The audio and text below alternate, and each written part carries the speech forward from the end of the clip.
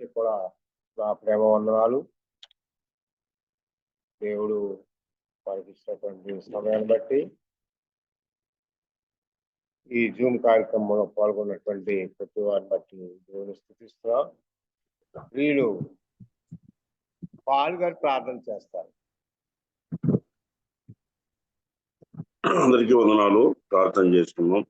ODC నుంచి దాసుడు వనవాసం బట్టి నాయన నడుపుతున్న జూమ్ యాప్ ద్వారా నాయన అనేక దినములు ప్రభావ తండ్రి నడుపుతున్న విధానం బట్టి స్తోత్రాలు. ఇప్పుడు మీ పరిచయంగా నేను నడిపిస్తున్న దాసుడు ప్రభావ కేశవ్ గారిని బట్టి స్తోత్రం గారిని ప్రభావ నాయన చక్కగా నడిపించడం మీకు కృపలు గ్రహించండి. ఈ దినం చూడలేక అనేక మంది లోకాన్ని నడిచినారు ప్రభావ. ఏ యోగ్యత మమ్మల్ని సజీవులుగా ఉంచి మరి మీ దయగల మాటలు చూపినారు. స్తోత్రాలు పాటల ద్వారా వాక్యం ద్వారా మీరే పొందమని ఈ విధంగా మా గృహాలకి మీ దయగల మాటలు వినిపిస్తున్నారు. వెనగల చెవి గ్రహింపాలి హృదయం గ్రహించండి. నెట్ ద్వారా కరెంట్ ద్వారా ఏ తొందర లేకుండా ధారాళంగా మీ మాటలు మీకు కృప చూపమని చెరచిన పిల్లలందరినీ బట్టి స్తోత్రాలు. నేను రచకుడు మా మోచకుడు సజీవుడైన యేసు అతి శ్రేష్టమైన నామమున ప్రార్థించి వేడుకొంటున్నాం తండ్రి. ఆమేన్. ప్రార్థన చేసినటువంటి సహోదరులు పాల్గొరికి ప్రత్యేక వందనాలు. ఈ 4482వ రోజును బట్టి దేవుడిని స్తుతిస్తున్నాం. ప్రియుడు గాయకులు నంద్యాల జిల్లా ఉమ్మలపేట శ్రీ ఆనందరాజు గారు పాట పాడి వినిపించాలని వారిని కోరుతున్నాం.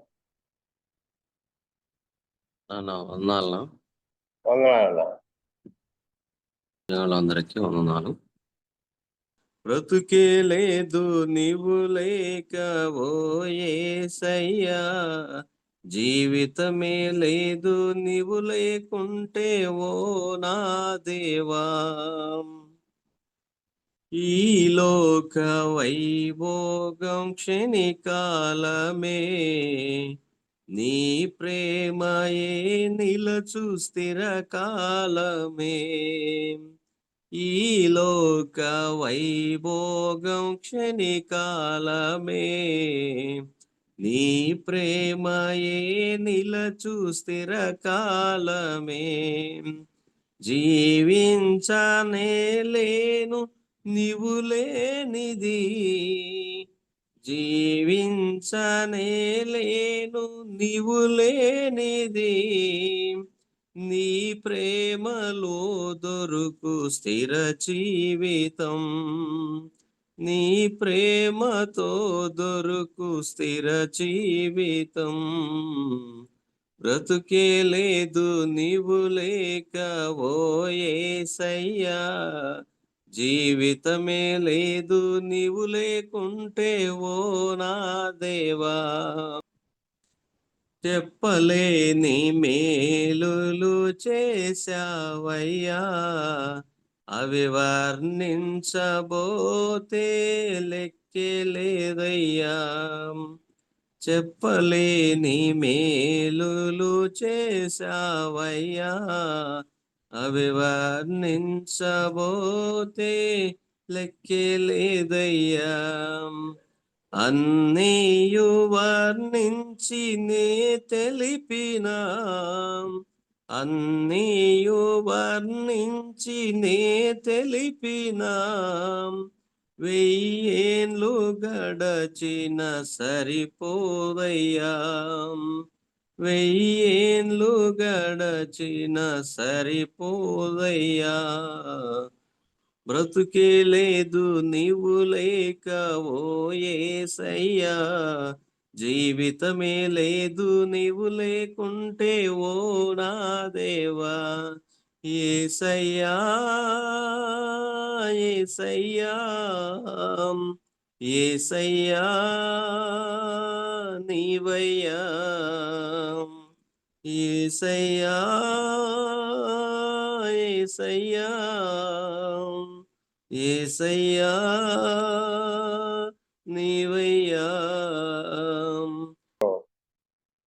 మరి పాట పాడినటువంటి సహోదరుడికి, ప్రార్థన చేసినటువంటి అన్న పౌలానికి ప్రత్యేక వందనాలు తెలియజేస్తూ, ఇస్తాం. ఈ యొక్క నా తండ్రి నా తండ్రి ఏర్పాటు చేసినటువంటి దాసులను బట్టి మీకు వందనాలు స్తోత్రాలు చెల్లిస్తున్నాం ప్రభా. మీకు స్తుతి కృతజ్ఞతాస్తుతి తెలియజేస్తున్నాం ప్రభు. ఎంతవరకు నా తండ్రి కొనసాగినటువంటి కార్యక్రమాన్ని బట్టి ఈ 4482వ రోజుని బట్టి మేము స్తుతిస్తున్నాం. ఈ సమయంలో తండ్రి ప్రియుడు నా తండ్రి వారికి అందించబోతున్నటువంటి దాసులను బలపరచండి, మీ కార్యాలు జరిగించండి ప్రభా. నాతో నడుచుకోవడానికి మీ సహాయం దయచేసి, మీ నడుపుదల మాకు దయచేసి నడిపించమని క్రీస్తునామని బట్టి ప్రార్థన చేయుచున్నాం మా పరమ తండ్రి. ఆమేన్ ఆమేన్. సరేనండి. ఈ సమయంలో ప్రకాశం జిల్లా చినగంజాం అనే గ్రామం నుండి బ్రదరు ఉస్మానాపల్లి సామ్యులు గారు మన వాక్యాన్ని అందిస్తారు. సామ్యులు గారు దేవుని వాక్యాన్ని అందించండి. రైట్. సహోదరులందరికీ వందనాలు. పరిశుద్ధ గ్రంథంలో నుండి యాకోబు రాసిన పత్రిక 1వ అధ్యాయం 20వ వచనం చూడండి.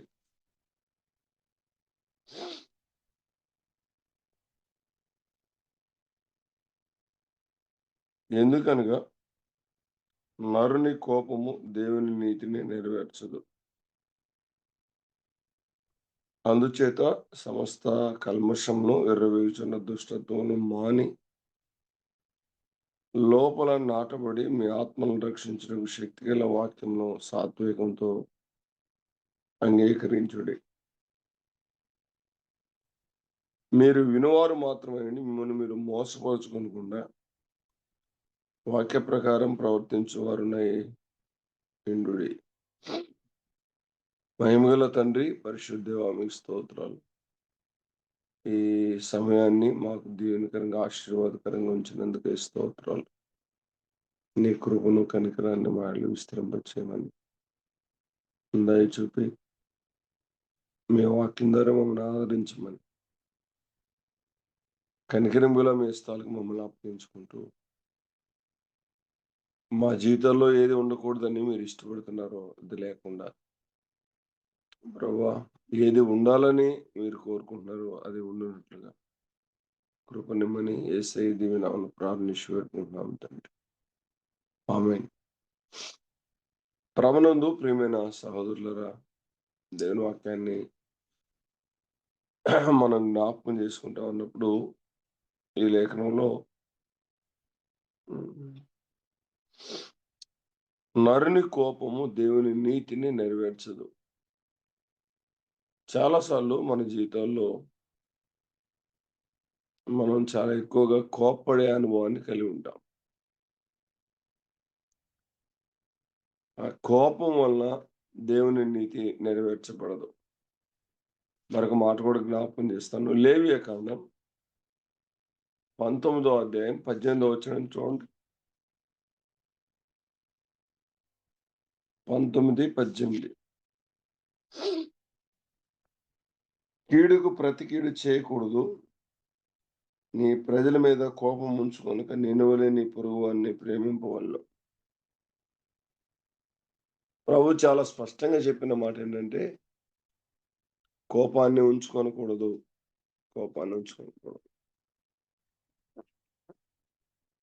ప్రభు పిల్లలమైన మనం మన విశ్వాస భక్తి జీవితంలో కోపం లేని జీవితాన్ని, కోపం లేని హృదయాంతరంగాలు కలిగి మనం జీవించాలని ప్రభు ఇష్టపడతా ఉన్నాడు. అది ప్రభుకి సంతోషాన్ని కలిగించేది. నరుని కోపం దేవుని నీతిని నెరవేర్చదు. ఎంత గొప్ప భక్తి కలిగినవాడైనా, ఎంత గొప్ప ఉన్నతమైన స్థితిలో ఉన్నా కోపించే విషయంలో మనం మార్పు చెందాలని ప్రభు కోరుకుంటూ ఉన్నాడు. నేను కొన్ని సంగతులు మీకు జ్ఞాపకం చేస్తాను. కోపం వల్ల జరిగిన నష్టాలు కొన్ని జ్ఞాపకం చేస్తాను చూడండి. నిర్గమకాండం 32:19. అతడు పాళెమునకు సమీపింపగా ఆ దూడను వారు నాట్యమాడుటను చూచెను. అందుకు మోషే కోపము మండెను. అతడు కొండ దిగువను తన చేతుల్లో నుండి ఆ పలకలను పడవేసి వాటిని పగులగొట్టెను. మరి అతడు వారు చేసిన ఆ దూడను తీసుకుని అగ్నితో కాల్చివేసి నీళ్ల మీద చల్లి ఇజ్రాయేలు చేత దానిని త్రాగించెను. మనకు అవసరమైంది 19వ వచనం. దేవుని సన్నిధికి వెళ్ళాడు చాలా యోగ్యంగా చాలా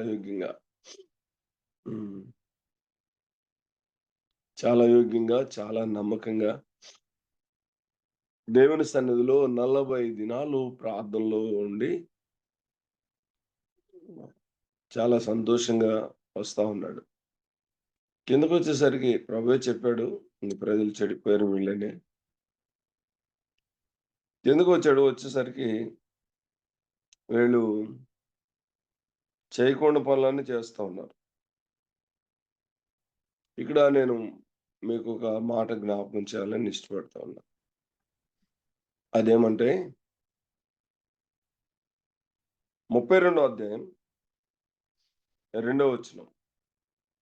అందుకు అహరోను మీ భార్యలకు, మీ కుమారులకు, మీ కుమార్తెలకును చెవులనున్న బంగారు పువ్వులను తీసి నా ఎదుగు తిండిని వారితో చెప్పగా ప్రజలందరూ తమ చెవులనున్న బంగారు పువ్వులను తీసి అహరోను వద్దకు తెచ్చిరి. అతడు వారి యొద్ద వాటిని తీసుకొని పొగరుతో రూపంను ఏర్పరిచి దానిని పోత పోసిన దూడను చేశాను. అప్పుడు వారు, ఓ ఇజ్రాయేలు, ఐగుప్తు దేశం నుండి నిన్ను రప్పించిన నీ దేవుడు ఇదే అనేది. అహరోను అది చూచి దాని ఎదుట ఒక బలిపీఠంను కట్టెను. మరియు అహరోను రేపు యెహోవాకు పండుగ జరుగునని చాటింపగా మరునాడు వారు ఉదయమున లేచి దహన బలులను సమాధాన బలులను అర్పించిరి. అప్పుడు జనులు తినుటకు త్రాగుటకు కూర్చుండి ఆడుటకు లేచిరి. ఈ లేఖనంలో మనం గమనించే ఒక సత్యం ఏంటంటే, అహరోను దూడం చేశాడు, బలిపీఠం కట్టాడు, పండుగ ఆచరిస్తా ఉన్నారు, తిన్నారు, తాగారు, గంతులేస్తా ఉన్నారు. దీనితో దేవునికి ఏమైనా సంబంధం ఉందా? ఈ ఆరాధనతో గాని ఈ అహరోను ఏర్పాటు చేసిన దీనితో దేవునికి ఏమైనా సంబంధం ఉందా? యెహోవా నామమునేగా ప్రార్థనంతా చేస్తా ఉంది. దేవునికి సంబంధం లేని ఈ దృశ్యాన్ని మోషే చూసినప్పుడు కోపం మండింది. నాకు చాలా బాగా బాధ అనిపించిన విషయం ఏంటంటే, అతడు పలకల్ని కింద పడవేసి పగలగొట్టాడు. కోపం మండితే ఎంత విలువైన వాటినైనా మనం నాశనం చేస్తాం. ఇక్కడ నేను మోషే పైన నేరాన్ని మోపడానికి నేను సాహసించట్లేదు, కానీ చాలా విలువైనవి దేవుడే చెక్కి వ్రాసి ఇచ్చిన పలకలు. కోపం వచ్చింది అహరోను చేసిన పనికి. అహరోను దూడం చేశాడు, బలిపీఠం కట్టాడు, పండగ ఆచరించారు. దానితో దేవునికి ఏం సంబంధం లేదు. కానీ ఆ దృశ్యాన్ని చూసినప్పుడు వారు యెహోవా పేరటే ప్రార్థన చేశారు, పండగ చేస్తా ఉన్నారు, ఆచరిస్తా ఉన్నారు, కానీ దానితో దేవునికి సంబంధం లేదు. చాలా కోపం వచ్చింది, తట్టుకోలేనంత కోపం వచ్చింది. అంతే, చేతిలో పలకలు తీసి కింద పడవేశాడు, పగిలిపోయినాయి. 40 దినాలు దేవుని సన్నిధిలో గడిపి దేవుని వాక్యాన్ని, విలువైన వాక్యాన్ని తీసుకుని వస్తున్న తాను తన పట్టరాని కోపం. వాస్తవంగా దేవుని వాక్యంలో మనం గమనిస్తే భూమి మీద ఉన్న వారందరిలో మోషే మిక్కిలి సాత్వికుడు. మోషే మిక్కిలి సాత్వికుడు అని చెప్పాడు. కానీ ద్వితీయోపదేశకాండం 9వ అధ్యాయం చూడండి, ఒక మాట జ్ఞాపకం చేస్తాను. ద్వితీయోపదేశకాండం 9వ అధ్యాయంలో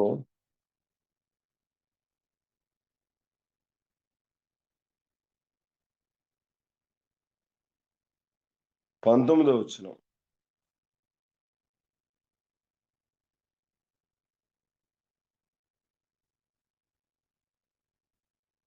ఏలయనగా మిమ్మల్ని నశింప చేయవలని కోపండి యెహోవా కోపోద్రేకము చూచి భయపడితిని. ఆ కాలమందు యెహోవా నా మనవి ఆలకించెను. మరియు యెహోవా అహరోనును నశింపచేయుటకు అతని మీద బహుగా కోప్పడగా నేను అహరోనుకి అప్పుడే బతిమాలుకుంటుని. దేవునికి బహుగా కోపాన్ని తెప్పించిన వాడు అహరోను. కానీ బతిమాలుకొని అహరోన్ని మరణం కాకుండా కాపాడగలిగాడు. వాస్తవానికి ఇక్కడ 3000 మందిని చంపేశారు లేవీలు అక్కడ విగ్రహారాధన చేసినప్పుడు. వాస్తవంగా మొదట ఎవరిని చంపాలి? మీరు ఆలోచన చేయండి. మొదట ఎవరిని చంపాలి? మొదట అహరోను చంపేయాలి.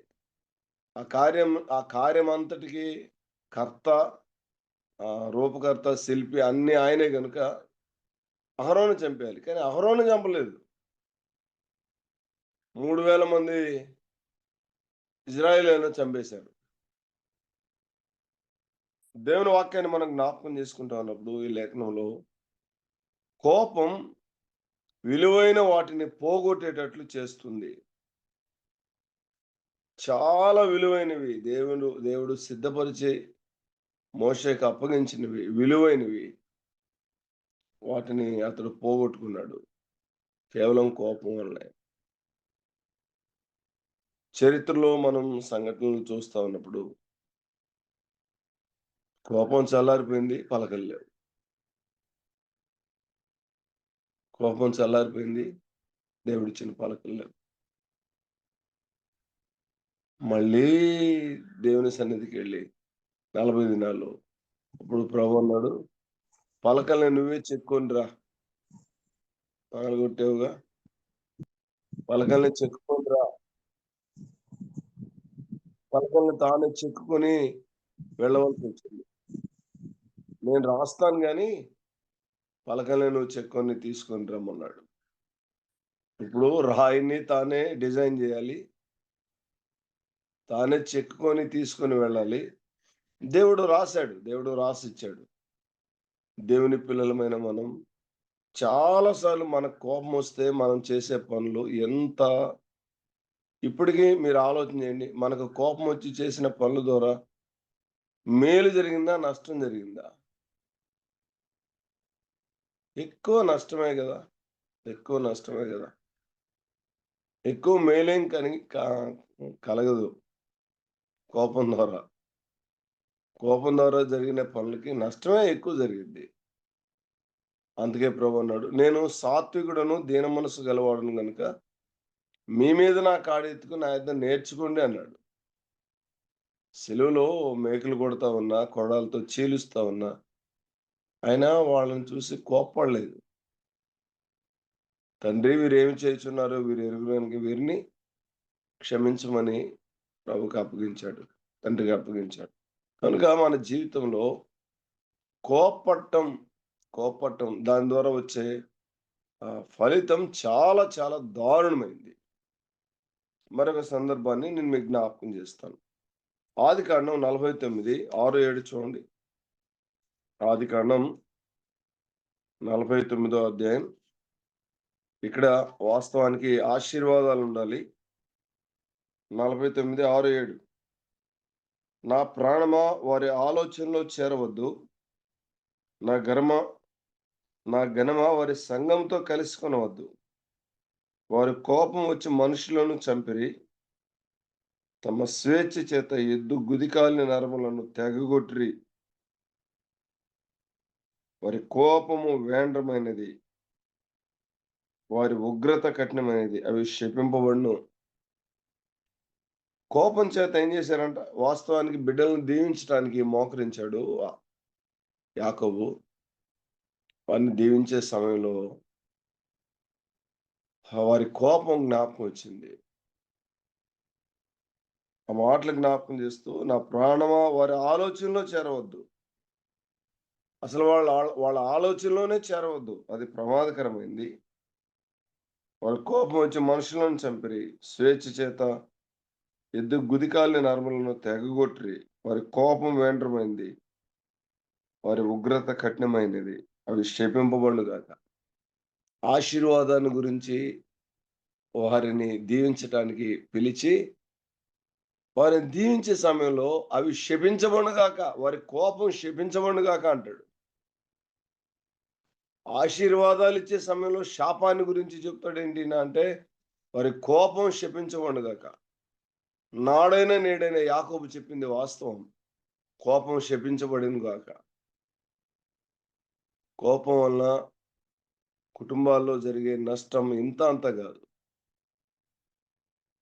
మనం చాలాసార్లు కోపం వచ్చి చేసే పనులు ఎంత గొప్ప నష్టాన్ని తెచ్చిపెడతాయి అంటే, చాలా గొప్ప నష్టాన్ని తెచ్చిపెడతాయి. తర్వాత మళ్ళీ వెనక్కి తిరిగి దాన్ని తీసుకోలేం. ఎంత ఏడ్చినా, ఎంత బాధపడినా ప్రయోజనమే ఉండదు. జరగకుండా నష్టం జరిగింది. మౌనంగా ఉండటం మంచిది. నష్టం జరిగింది, కష్టం జరిగింది, చాలా కోపం వచ్చింది. కోపం వచ్చి నువ్వు చేసే పనిని ఒకవేళ చేస్తే దాని ఫలితం ఏంటి? ఒకసారి ఆలోచన చేయి. నేను కొన్ని సంగతులు జ్ఞాపకం చేస్తాను. వీరు వెళ్ళి ఊరు మొత్తాన్ని సర్వనాశనం చేసి స్త్రీలను తీసుకొచ్చారు. వారి కోపం వేండ్రమైంది. యాకోబు తన పిల్లల విషయమై ఎందుకు ఇలాగ ఆలోచన చేశాడు? తన కుమారులైన వారిని దీవించడానికి పిలిచి ఒక మాట అంటే బాగుండేది, కానీ ఇక్కడ వారిని దీవించడానికి పిలిచి వారి కోపం వేండ్రమైంది. అది శపించబడుగాక అంటాడు. కోపం ఎప్పుడు శాపాన్ని తెచ్చిద్ది. ఎంత మంచి వ్యక్తి కోప్పడినా, ఎంత చిన్న స్థాయిలో వ్యక్తి కోప్పడినా, కోపం ఎప్పుడు కూడా ఈ లేఖనంలో మనం జ్ఞాపకం చేసుకున్నట్లు అది శాపాన్ని తెచ్చిద్ది. గుర్తుపెట్టుకోండి, కోపం శాపాన్ని తెచ్చిద్ది. ఇది చాలా భయంకరమైన విషయం. అందుకే ప్రియరక్షకుడు చెప్పింది, నేను సాత్వికుడిని, నేను దీన మనసు గలవాడిని, మీ మీద నా కాడి ఎత్తుకుని నా ఇద్దరు నేర్చుకోండి అని ప్రభు చెప్పాడు. మనం కోపం వలన ఎక్కువ నష్టాన్ని కలిగించే వ్యక్తులుగా ఉంటాం ఎక్కడైనా. వాస్తవంగా ఈ విషయంలో నాకు మొదటి స్థానం దక్కిద్ది. ఎందుకంటే చాలా ఎక్కువైన కోపం ఉండేది నాకు. ఇప్పుడు పూర్తి స్థాయిలో తగ్గిపోయిందని నేను చెప్పలేనులే, కానీ చాలా వరకు ప్రభు కనికరించాడు. దానివల్ల ఎంత నష్టమో చెప్పలేను. తర్వాత ఏడుస్తా వెళ్ళి క్షమాపణ చెప్పిన సందర్భాలు ఉన్నాయి. నా భార్య అంటది, మాట్లాడటం ఎందుకండి, మళ్ళీ వెళ్ళి క్షమాపణ చెప్పటం ఎందుకు, మాట్లాడకుండా ఉంటేనే పోయిండేది కదా, మళ్ళీ మనల్ని కోప్పడ్డావు, ఇప్పుడు వెళ్ళి మళ్ళీ క్షమాపణ చెప్పావు, ఇది అవసరమా? కొన్నిసార్లు నాతో చెప్పిన సందర్భాలు ఉన్నాయి. కోపం వల్ల జరిగిన నష్టం చాలా ఎక్కువైంది. చూడండి, రాజులు 2వ గ్రంథం 5వ అధ్యాయం 11వ వచనం. రాజులు 2వ గ్రంథం 5వ అధ్యాయం 11వ వచనం చూడండి.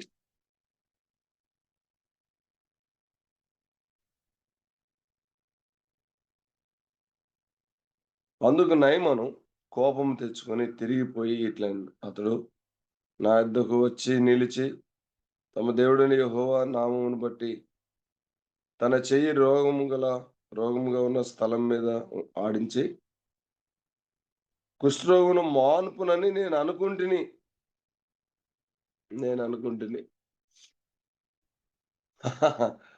విచిత్రమైన విషయం ఏంటంటే, చాలాసార్లు అంతా మనం అనుకున్నట్టే జరగాలనుకుంటాం. మనం అనుకున్నట్టు జరగకపోతే మనకు వచ్చే కోపం అలివిగంది. చాలాసార్లు సేవకులమైనా, పెద్దలమైనా, పరిచారకులమైనా మనం అనుకున్నట్టే జరగాలనుకుంటాం అన్నీ. ఈయన కూడా ఆయనొచ్చి ఈయన తలపైన చేయి పెట్టి ప్రార్థన చేయాలనుకున్నాడు. ఆయన రాలా. పోయి యోర్దాను నదిలో 7 సార్లు మునగమంటే చాలా కోపమొచ్చింది. చాలా కోపమొచ్చింది. కోప్పడి వెళ్ళిపోతా ఉంటే పక్కన దాసుడున్నాడు. రాజా, ఆయన ఏదైనా గొప్ప పని చేయమంటే చేస్తావు కదా! నదిలో మునగమని చెప్పటం అది మనకు చిన్న పనే గదా! మనకు కావాల్సిందేంటి? రోగం పోవటం. నువ్వు ఏం చేస్తే ఏమి?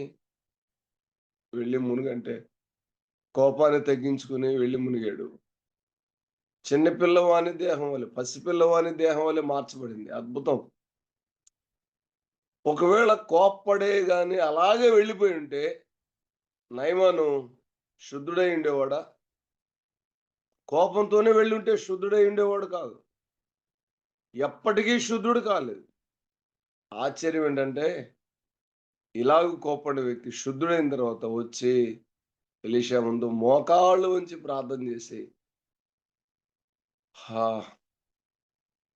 భూమి మీద గాని ఆకాశం మీద గాని యెహోవా తప్ప వేరే దేవుడు లేడు అని మన్ను తీసుకొని వెళ్తాడు. ఎంత సాత్వికాన్ని కలిగిన వాడయ్యాడు స్వస్థపరచబడిన తర్వాత. వచ్చి మోకాళ్ళలోంచి తన ముందు తల వంచి ప్రార్థన చేయటం. సహోదరులరా, కోపం నష్టాన్ని తెచ్చిపెట్టింది ఎక్కువ సార్లు. ఉగ్రుడై అనుకున్నది అనుకున్నట్టు జరగలేదని చాలా మందికి విపరీతమైన కోపం ఉంటుంది. ఇంట్లో ఏదో అనుకుంటావు, అలా జరగలేదని. బిడ్డల పైన కోపం ఉంటుంది, భార్య పైన కోపం ఉంటుంది, కొన్నిసార్లు భర్త పైన కోపం ఉంటుంది. చాలాసార్లు కోపపడతాం. నా ప్రియమైన వాళ్ళరా, కోపం వలన కలిగే నష్టం ఇంత అంత కాదు, ఇంత అంత కాదు. మీరందరూ చాలా పెద్దవాళ్ళు. అంటే మీకు చెప్పేటన్ని విషయాలు కాదు గానీ, మనల్ని మనం అప్పగించుకొని ప్రభు కొరకు జీవించటానికి ఆటంకంగా ఉన్నదేంటంటే కోపమే. చాలా సార్లు కొంతమంది చాలా మంచి దైవ సేవకులు, చాలా గొప్ప దైవ సేవకులు, చాలా అద్భుతంగా మాట్లాడతారు, చాలా మంచి వ్యక్తులు, ఇతరులను భలే ప్రేమిస్తారు. కానీ వాళ్ళకి కోపం వస్తే వాళ్ళ ముందర నిలబడలేం. అసలు మనం ఎవరం? మనం ఏ పాటోళ్ళం? మన జీవితాలు ఏ పాటివి? కోప్పడే అనుభవాన్ని మనం కలిగి ఉండటం మంచిది కాదు. సాత్వికాన్ని కలిగి ఉండాలి. సాత్వికాన్ని కలిగి ఉండాలి. సాత్వికాన్ని మనం కలిగి ఉన్నప్పుడు ప్రభు కనికరిస్తాడు. 2వ దినవృత్తాంతముల గ్రంథం. ఇక్కడ ఈ ఈ ఈ పరిచర్య అయితే సంతోషంగా ముగించబడింది. 2వ దినవృత్తాంతముల గ్రంథం 25వ అధ్యాయం. 25వ అధ్యాయం 10వ వచనాన్ని జ్ఞాపకం చేస్తాను చూడండి. అప్పుడు అమాజ్యా ఎఫ్రాయిములో నుండి తమ యొద్దకు వచ్చిన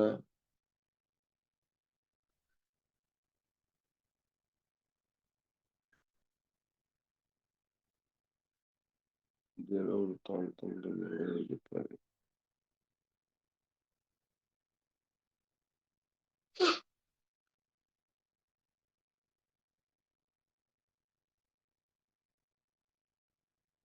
పదో అధ్యాయం 25వ అధ్యాయం 10వ వచనమే.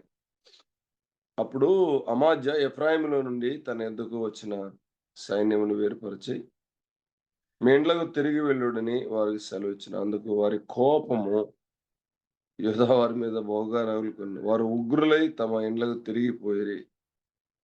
తర్వాత 13వ వచనం.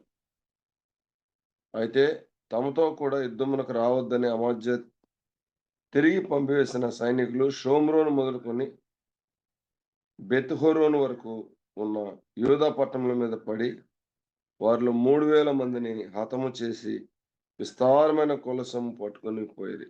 3000 మందిని 3000 మందిని హతము చేసి. ఈ భాగంలో మనం గమనించే ఒక సంగతి ఏంటంటే ఆ! ఈ ఈ ఈ భాగంలో ప్రభువు చెప్పాడు అమాజ్యాతోటి, ఎఫ్రాయిమీలను ఎంట పెట్టుకుని వెళ్తున్నావు, ఎఫ్రాయిమీలు నీతో ఉంటే యుద్ధంలో మీరు గెలవరు అన్నాడు. నువ్వు వారిని విడిచిపెట్టి వెళ్ళు. ఎఫ్రాయిమీలు మీతో కూడా ఉంటే యుద్ధంలో మీరు గెలవరు, నేను మీకు తోడుగా ఉండను. ఎందుకు ఎఫ్రాయిమీలు వస్తే దేవుడు తోడుగా ఉండను అన్నాడు? ఏం జరిగింది అంటే, విపరీతమైన కోపం కలిగిన వారు, విపరీతమైన కోపం కలిగిన నాకైతే అర్థమైన విషయం ఏంటంటే, ఎఫ్రాయిమీల విషయంలో ఇంకా చాలా లోపాలు ఉన్నాయి. అయితే విపరీతమైన కోపం కలిగిన వ్యక్తులతో ప్రభు సహవాసం చేయడానికి ఇష్టపడ్డు. గుర్తుపెట్టుకోండి, విపరీతమైన కోపం కలిగిన వ్యక్తులు. వీరు ప్రభుతో అన్నాడు, అయ్యా వాళ్ళకి 200 మనుగుల బంగారం ఇచ్చాను, మరి అది ఎట్లా అంటే, పోతే పోయిందిలే, దాన్ని వదిలి, దానికంటే దేవుడు నీకు ఎక్కువ ఇస్తాడు.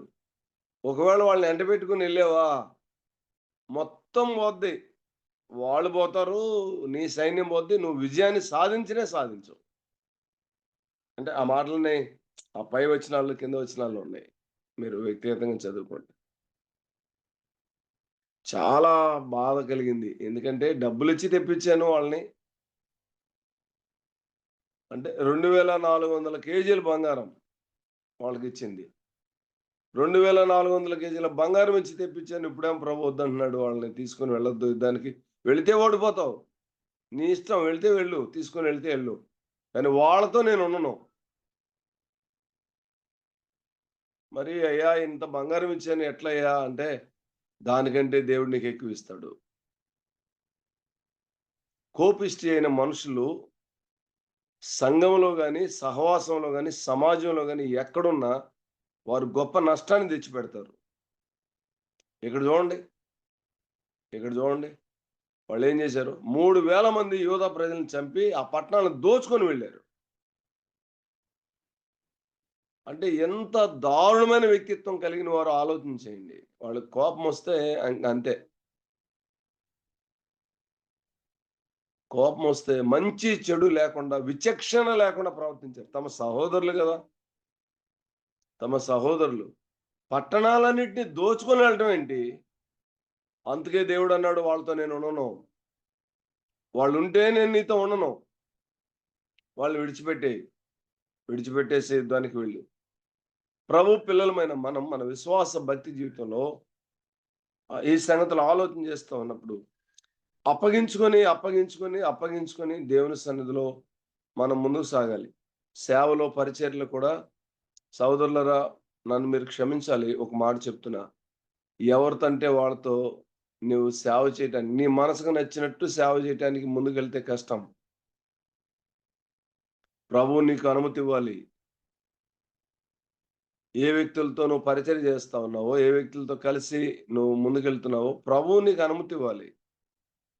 ప్రభు నీకు అనుమతించి నిన్ను ముందుకు నడిపిస్తా ఉంటే దేవుని సన్నిధిని నువ్వు అనుభవిస్తావు. నీతో ఉన్నవాళ్ళు దేవుని సన్నిధిని అనుభవిస్తారు. అన్నొచ్చే 2 మాటలు, పెద్ద వాక్య దాటి కలిగిన వ్యక్తులు మనం కాకపోవచ్చు. 2 మాటలు చెప్తే చాలు, హృదయాలు తాగబడతాయి, అంతరంగాలు తాగబడతాయి, హృదయాలు కట్టబడతాయి, కన్నీళ్లతో ప్రభు దగ్గరికి వస్తారు ప్రజలు. అంతకంటే ఏం కావాలి చెప్పండి? అన్న బాగా మాట్లాడతాడు, ఎన్న బాగా మాట్లాడతాడు. దేవుని అనుమతి లేకుండా దయచేసి అలా చేయవద్దని ప్రభు పక్షంగా నేను ప్రేమతో మీకు మనవి చేస్తా ఉన్నా. ఈ వాక్యాన్ని బట్టి తమ సహోదరులను చంపేశారు. 3000 మంది సహోదరులను చంపేశారు. ఎంత దారుణమైన విషయం ఇది. కోపం వస్తే సహోదరులు చూడు, ఎవరిని చూడు.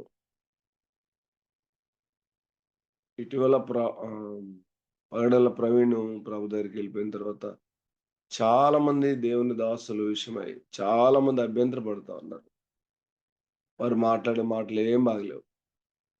వాళ్ళు అంటున్నారు, ఒక మాట చెప్తున్నా, బైబుల్ని తీసి పక్కన పెడితే 10 నిమిషాలు ఒక్కొక్కడిని నరికేస్తానని చెబుతున్నారు.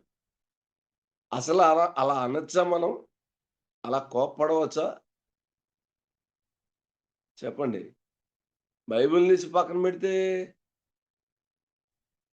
మనం అంత గొప్పోళ్ళమా? అంత పోటుగాళ్ళమా మనం? చచ్చిన కుక్కలం గదా! చచ్చిన కుక్కలకి దేవుడు పరలోక భాగ్యమిస్తే బైబిల్ తీసి పక్కన పెడితే ఇంకా 5 నిమిషాల్లో మీ సంగతంతా తేలుస్తానంటే ఏం తేల్చగలం మనం? మన వల్ల ఏమైద్ది? అందుకు పిలిచాడా ప్రభు మనల్ని? మనల్ని పిలిచింది ప్రభు ఎందుకు? దేవుని ప్రజలమైన మనం చాలా జాగ్రత్త కలిగి ఉండాలి. ఇంకో సంగతి చూడండి. చాలా బాధేసే విషయం చెప్తున్నా. రెండో దినవృత్తాంతముల గ్రంథం 26:18 చూడండి. 26:18 నుండి.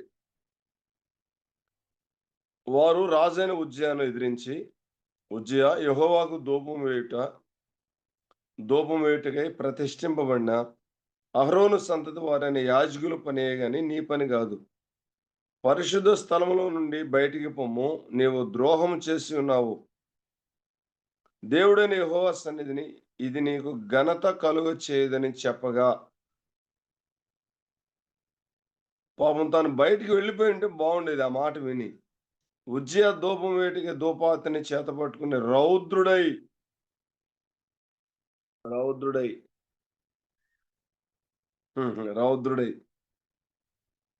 యాజకుల మీద కోపం చూపెను. యెహోవా మందిరంలో ధూపపీఠము ప్రక్కన అతడు ఉండగా యాజకులు చూచునే ఉన్నప్పుడు అతని నొసట కుష్ఠము పుట్టెను.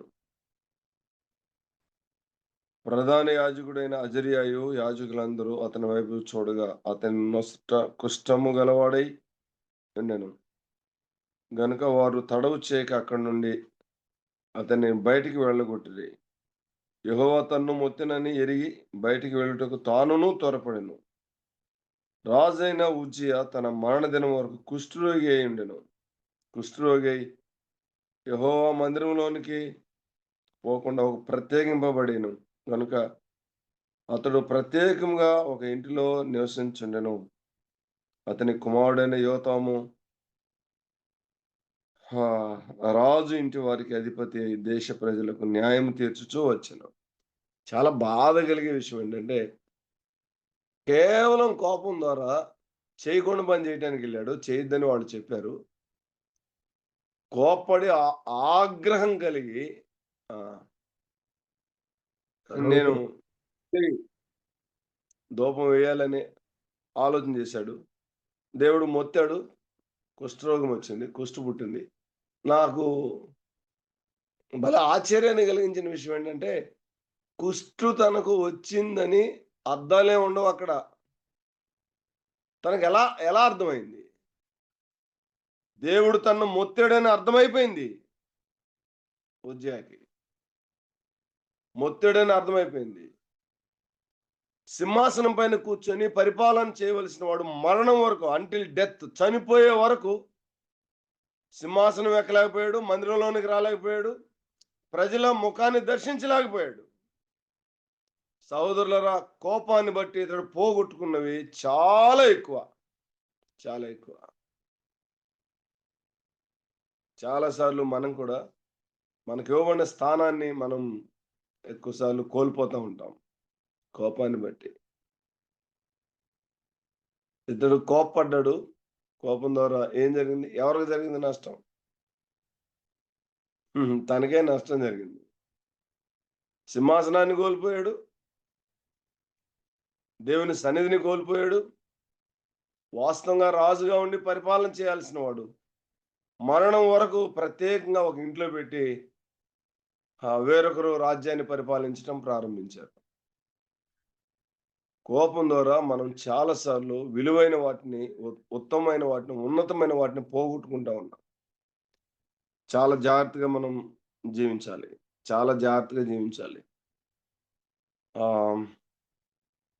నా సమయం అయిపోతుంది. ఒక 2 నిమిషాల్లో నేను ముగిస్తాను.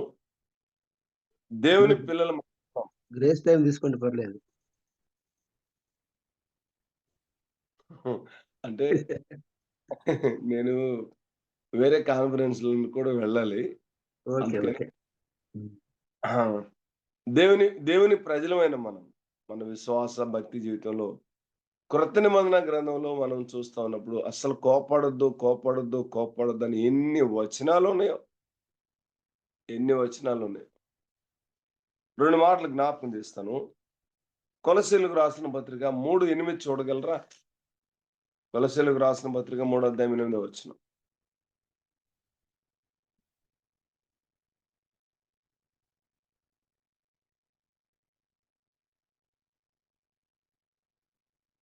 దేవుడు మన ప్రభు అయిన యేసు క్రీస్తు నందు చేసిన నిత్య సంకల్పం చొప్పున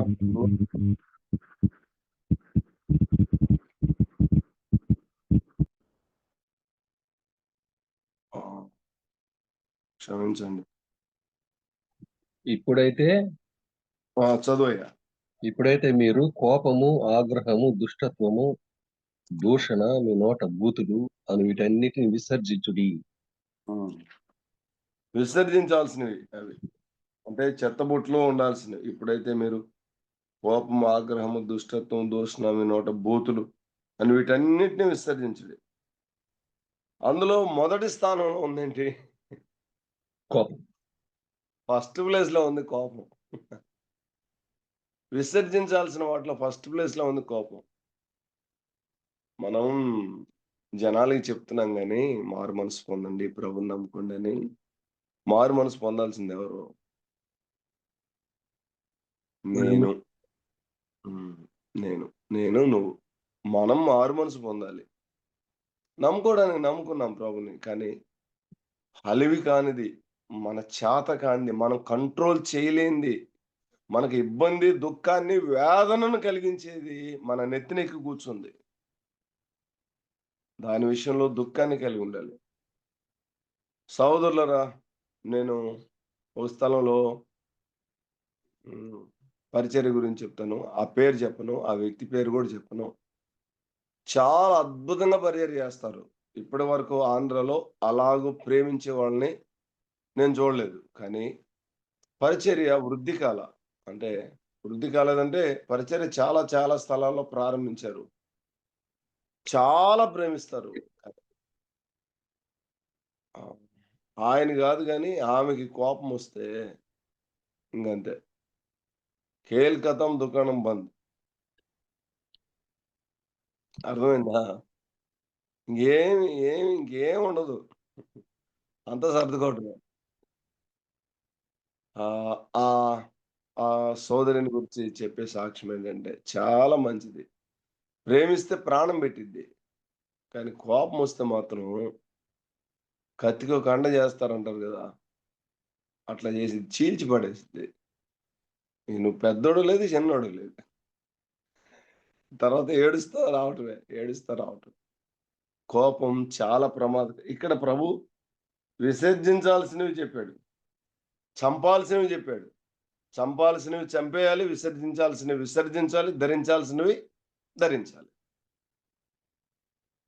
ధరించాల్సినవి ధరించకపోయినా, విసర్జించాల్సినవి విసర్జించకపోయినా, చంపాల్సినవి చంపకపోయినా నష్టపోయేది మనం చాలా ఎక్కువ. చాలా ఎక్కువ అంటే చాలా ఎక్కువ. మరొక మాట జ్ఞాపకం చేస్తాను. ఎఫెసీ 4:31 చూడండి. ఎఫెసీ 4:31.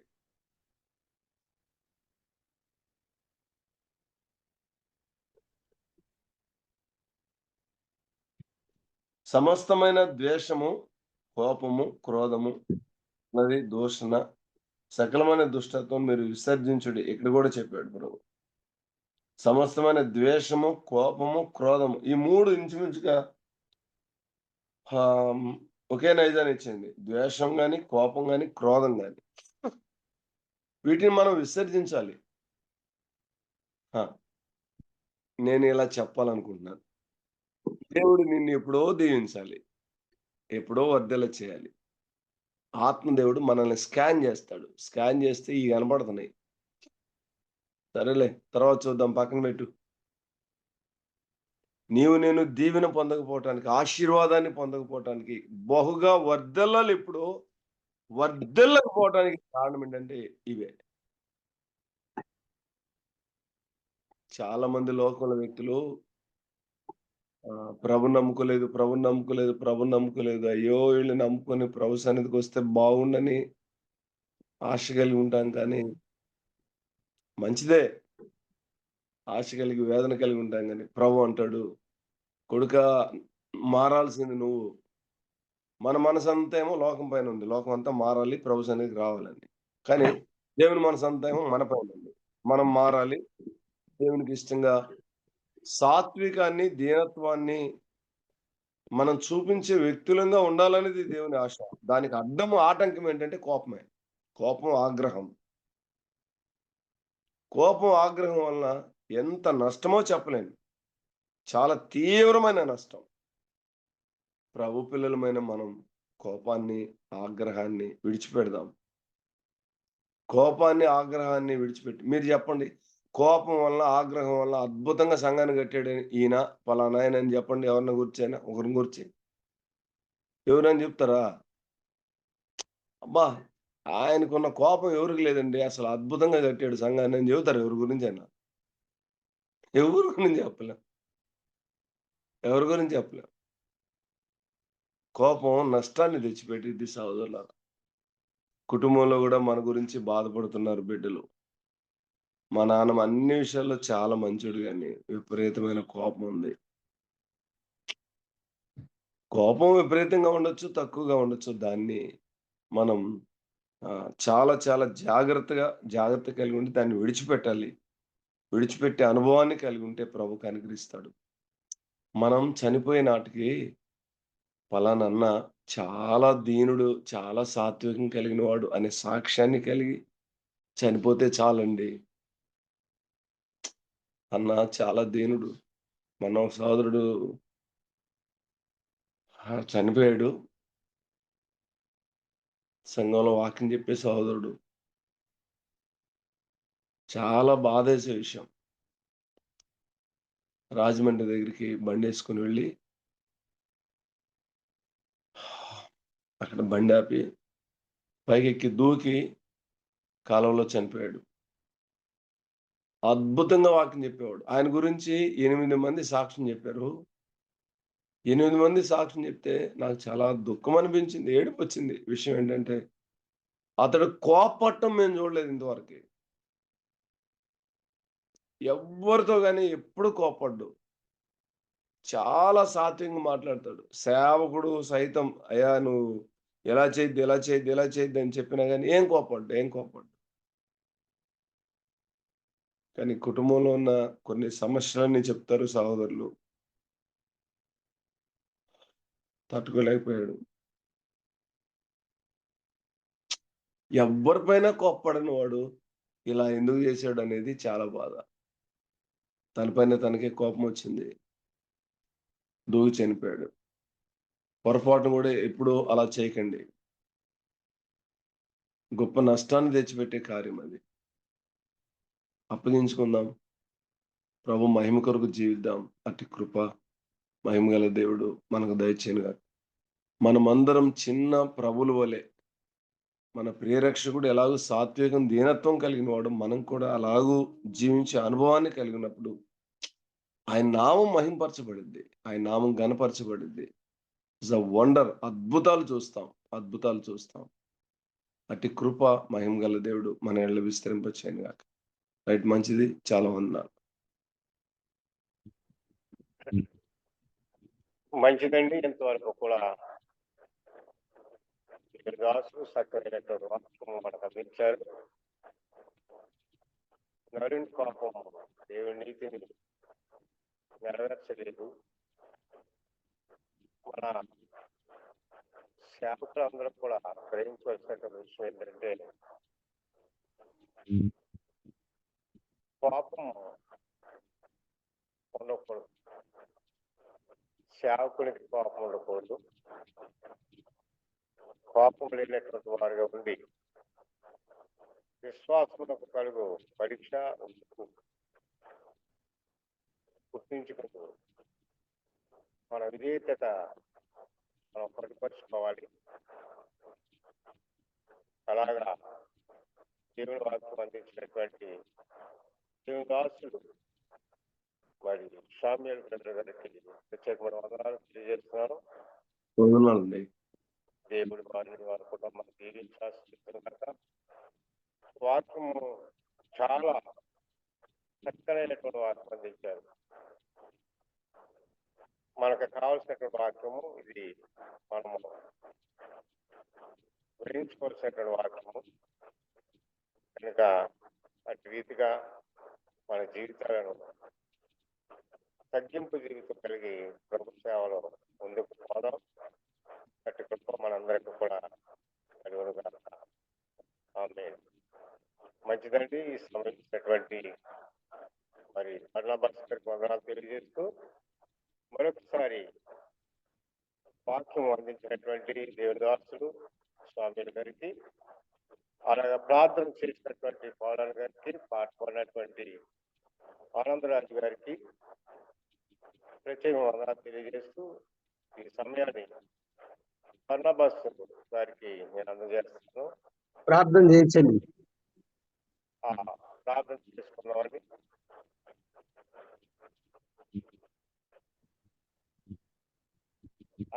శాఖ మెంబర్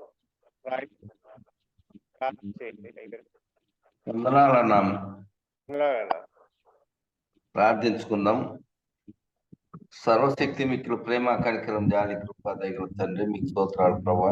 గడిచిన దినములన్నీ తండ్రి మమ్మల్ని అందరం కూడా కాచి కాపాడు తండ్రి. ఇదిగో నాయన ఈ దినం నాయన వేకుదాములనైనా లేచి తండ్రి, ఇదిగో నాయన జూమ్ మీటింగ్ ద్వారా మేమందరం ఎక్కడి వారము ఎక్కడ ఉన్నామో తండ్రి మీరు ఎరుగుదు ప్రభా. ఇదిగో నాయన నీ సన్నిధిలో చేరినాయన ఇప్పటి వరకు నాయన దాసుని నాయన సామెలను గారి నిలబెట్టుకొని చక్కని వర్తమానం ఇచ్చినామని బట్టి మీకు స్తోత్రాలు ప్రభా.